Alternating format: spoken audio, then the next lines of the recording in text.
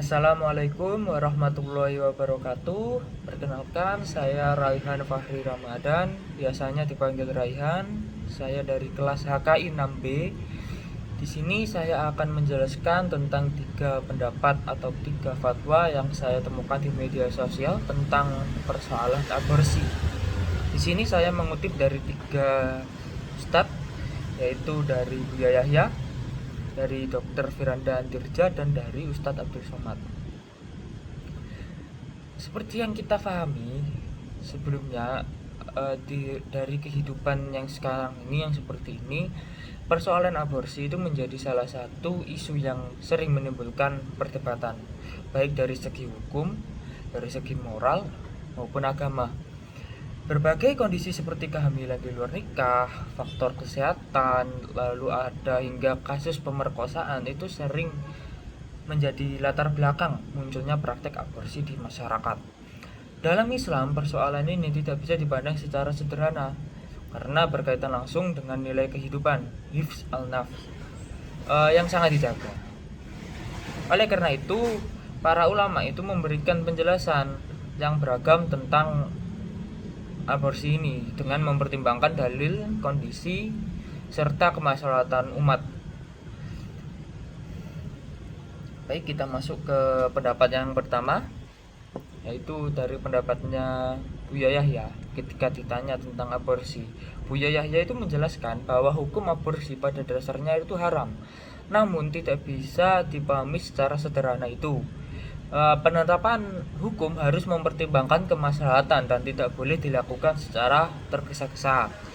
Beliau juga menekankan bahwa adanya aborsi tidak bisa langsung dibolehkan. Bahkan dalam kasus seperti pemerkosaan, harus ada penelitian yang mendalam dengan melibatkan berbagai pihak seperti dokter, psikolog, dan ahli lainnya. Jika janin sudah berusia 4 bulan, ketika janin sudah berusia 4 bulan itu sudah ditiupkan ruh, maka aborsi disamakan dengan membunuh, sehingga tidak diperbolehkan kecuali dalam kondisi darurat seperti untuk menyelamatkan nyawa sang ibu. Nah, intinya menurut Buya Yahya, keputusan hukum harus hati-hati, komprehensif, dan tidak menimbulkan dampak negatif baru di masyarakat. Yang kedua, dari Ustadz Firanda Andirja. Ustadz Firanda Andirja, beliau menjelaskan bahwa aborsi memang haram, tapi ada tingkatan dari keharamannya tersebut dari berbagai kondisi tergantung dari janin. Sebelum 120 hari, berarti sebelum ditiupkannya ruh ke dalam janin, aborsi tetap tidak diperbolehkan, namun dosanya lebih ringan dalam kondisi tertentu tentunya, seperti alasan medis yang serius. Aborsi bisa dibolehkan jika benar-benar darurat dan berdasarkan pendapat ahli.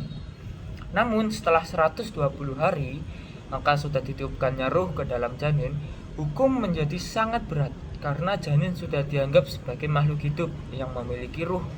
Sehingga aborsi pada tahap ini disamakan dengan membunuh manusia dan tidak diperbolehkan kecuali dalam keadaan darurat yang sangat mendesak.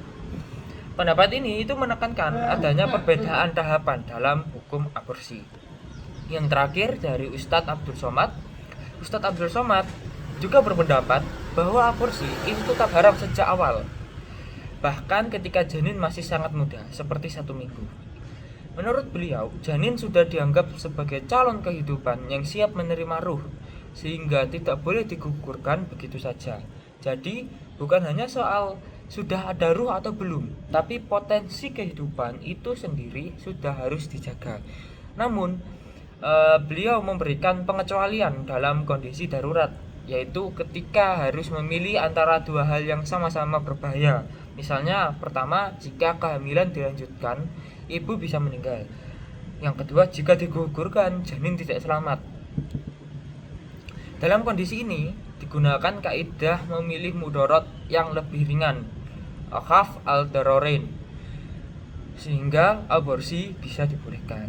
Jika dikaitkan dengan teori-teori dari teori fatwa, yang pertama tentang pendapat tentang fatwanya Buya Yahya tentang aborsi, pendapatnya Buya Yahya ini sangat kuat pada fungsi islahi, karena berusaha memperbaiki kondisi umat secara menyeluruh dengan mempertimbangkan berbagai aspek, tidak hanya hukum secara tekstual.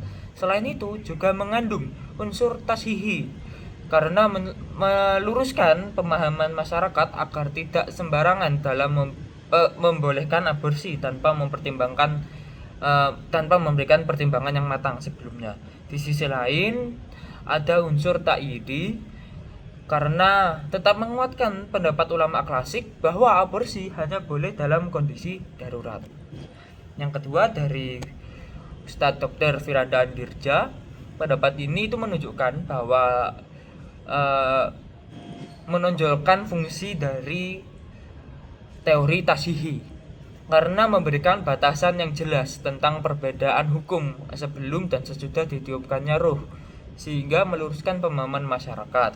Selain itu terdapat unsur islahi juga, karena tetap memberikan solusi dalam kondisi darurat, khususnya terkait kesehatan ibu.